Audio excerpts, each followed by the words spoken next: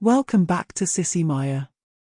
Make sure to subscribe to our channel to never miss an update. Additionally, consider subscribing to my Patreon to get access to these features, and much more.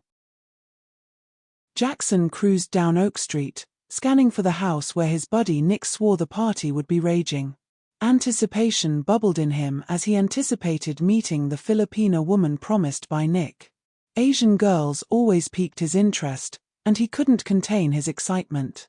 He'd heard they tended to be submissive, fulfilling a guy's every whim, and tonight seemed ripe for exploration. Tonight's the night, he muttered to himself, though Cary Grant's charm was nowhere to be found in his demeanor. But before delving deeper into Jackson's evening, let's rewind a couple of hours. Jackson, you see, lacked respect for women entirely. At 22, he'd romanced numerous women, always slipping away before dawn broke. Conversations in the morning were the last thing he desired. He had more pressing matters to attend to. Naturally, word spread, making it increasingly challenging for Jackson to secure dates in the sleepy town of Wedgwood.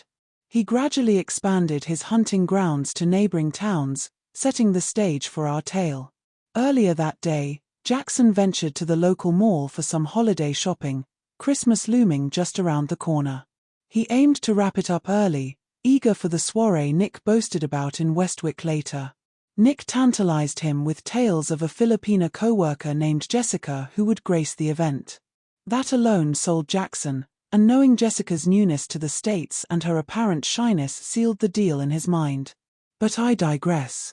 As Jackson wandered the mall, he realized he needed one last gift, yet he struggled to find something appealing.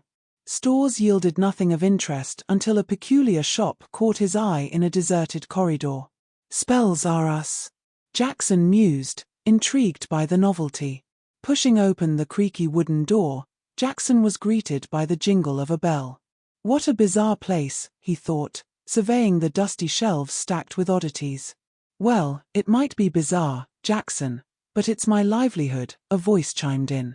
Startled, Jackson spun around, startled by the old man who seemingly materialized out of thin air. Clad in a tattered bathrobe adorned with arcane symbols and a comical pointed hat, the man knew Jackson's name without a word spoken aloud. "How did you know my name?" Jackson blurted, disbelief etched on his face. "I know many things, Jackson, but let's focus on what you need today," the old man replied. "I need a gift," Jackson stated. "For the girl at the party tonight?" the old man inquired, a glimmer in his eye. Jackson hesitated, unnerved by the old man's insight. "Well, not exactly, but now that you mention it, I am keen on impressing her," he admitted reluctantly. "Why am I telling a stranger this?" he wondered, bewildered by his own candor. Undeterred, the old man continued, "I see, Jackson. But shouldn't you get to know her first?" "Nah, I'm not interested in her life story. I just want some action," Jackson confessed, surprised by his bluntness yet compelled to speak honestly to the strange old man. The old man paused briefly before responding, "Very well, Jackson. If that's what you desire, I believe I have just the thing. Wait here a moment, I'll be right back." With that, he vanished into the storage room. Left to ponder the bizarre encounter, Jackson felt like Jim Carrey in Liar, compelled to speak the truth to this eccentric individual. After what felt like an eternity, Jackson grew impatient, but something compelled him to stay put until the old man returned, carrying a dusty box. "This should serve your purpose, Jackson," the old man declared, handing him the box. Jackson opened it to find only a piece of paper adorned with Gothic script. "What is this?" Jackson inquired. "It's a spell," the old man explained. "It will enhance your attractiveness, ensuring success in your endeavors tonight." "A spell? Are you serious?" Jackson scoffed. "Indeed, Jackson. I am a wizard, and these items are magical," the old man asserted. "I'll make you a deal. Try the spell for free tonight. If it works, you pay me tomorrow. If not, you owe me nothing. Do we have an agreement?" Jackson hesitated, skeptical yet intrigued. "This seems crazy, but why not? I'll give it a shot." "Excellent. Follow the instructions on the paper precisely, and you'll see results, the old man advised. Jackson accepted the box and headed home, oblivious to the shop's disappearance as he left. Back at home, Jackson prepared for the party, his attire simple and practical, reflecting his indifference to fashion and its impact on his love life. He read the spell, its instructions straightforward yet tinged with mystical gibberish. Feeling foolish, he completed the ritual, a gust of wind and a fleeting pink glow marking its completion. Examining himself in the mirror, Jackson saw no change. "Just as I thought," he muttered, scanning the fine print at the bottom of the page.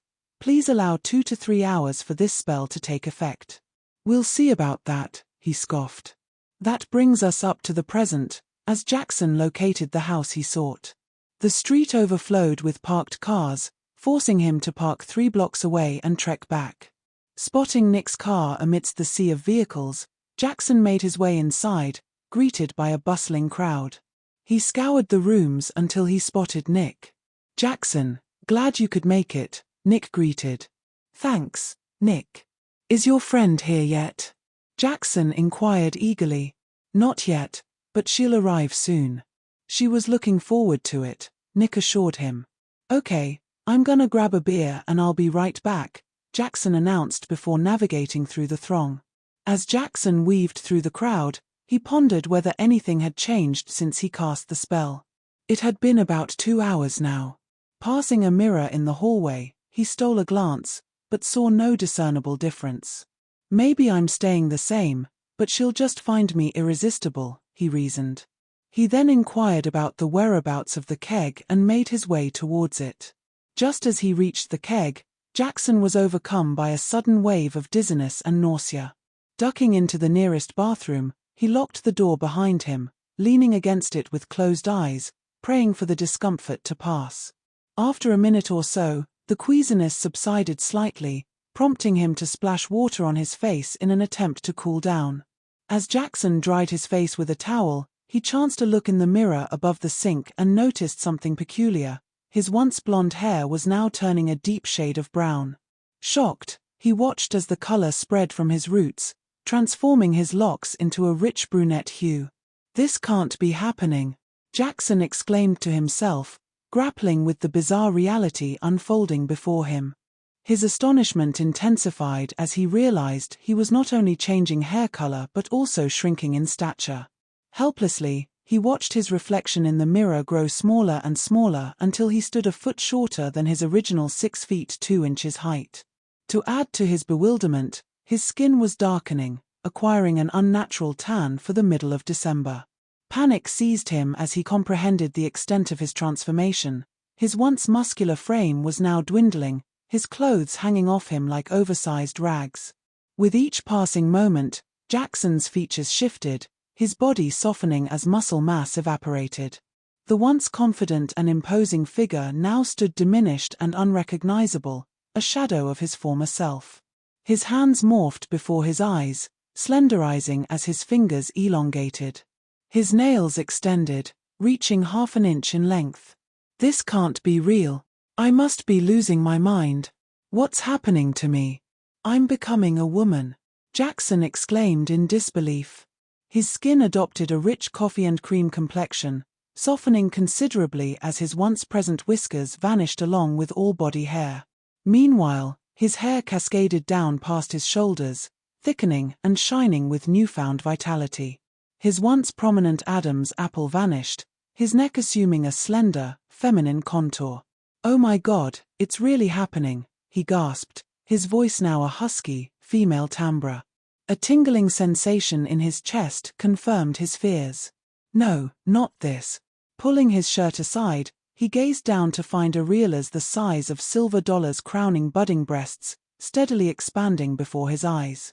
His hands traced the contours of his changing body, confirming the transformation, a waist cinched in, hips widening.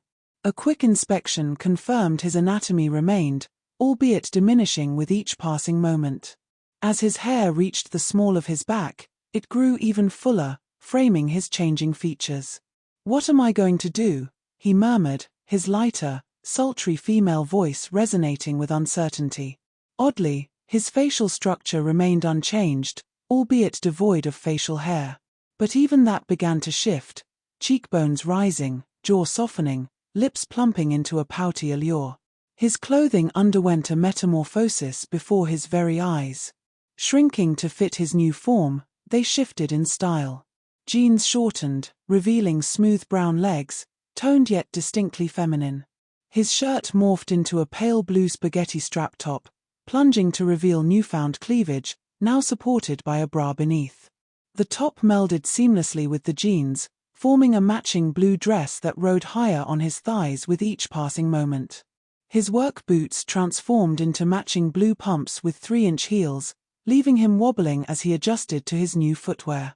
Jackson felt beneath the dress, realizing his previous anatomy was now a thing of the past. "Oh my God, I can't be seen like this. What will everyone at the party think?" he exclaimed in his now melodious, breathy voice. Surveying himself in the mirror, he beheld a stunning Asian woman, approximately 22 years old, a vision of beauty. His hair, now a deep brown with lighter highlights, cascaded sleekly down to his ample, rounded derriere. Framing his exquisite face were dark, almond-shaped eyes accented by delicate eyebrows. Gold hoops, about an inch in diameter, adorned his ears. His nose had shrunk to a small, delicate feature, slightly flatter than before, while his lips were plumper than ever, parting slightly as his breath quickened, realizing his newfound allure.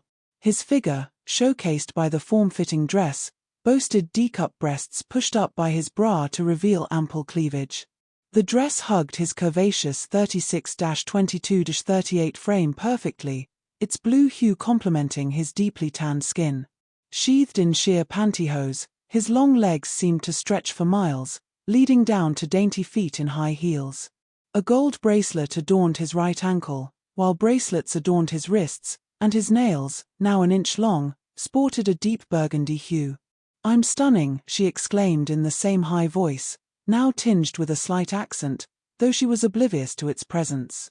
"That spell must be responsible for this," she speculated, noticing the accent deepening as her thoughts shifted. Memories of her former life began to fade as thoughts of men flooded her mind.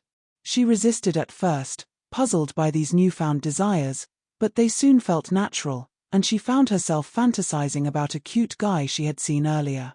"Why can't I remember my name?" she queried her reflection, her accent now pronounced, though it sounded normal to her. After all, she was from the Philippines, so why wouldn't she speak this way? Then, it dawned on her, her name was Jessica. Invited to the party by a coworker from the salon, she had only been in the US for 6 months and, being somewhat shy, had yet to socialize outside of work. Her friend Nadia had assured her it would be a great opportunity to meet attractive men, so she had agreed to attend, despite her nerves. She reached for the black handbag that had materialized on the vanity before her, pulling out her makeup case for a touch-up. "How could I have gone out like this with no makeup on?" she mused in her native Tagalog. Skillfully, she applied eyeshadow and mascara, her experience from working in a beauty salon evident in her deft hand. Opting for a discreet dark eyeshadow, she matched her lipstick to her nail color. "At least my nails still look pretty good," she remarked with relief. With her flawless complexion, she only needed a touch of blush to add some color. Stepping back, she admired her reflection. "Damn, I'm good," she chuckled to herself. "Now it's time to meet that cutie out there." She gave herself a final once-over, ensuring her dress covered all the necessary areas. Grateful that Nadia had picked out this outfit from Macy's, she acknowledged that she was quite the knockout in it, even if it was more provocative than her usual style. "Knock 'em dead, Fran," she encouraged herself with a smile, spinning around to open the door, stealing a quick glance at her firm rear end in the mirror as she did so. The wizard smiled as he powered off the magic mirror, satisfied with the entertainment it had provided. Returning to his inventory in the back room, he hadn't realized how much time he had spent observing Jessica's transformation, but it had certainly brightened his day. "That's one more pest who won't be causing trouble anymore," he chuckled to himself. The day had started slowly, but at least he had made a positive impact before closing up shop.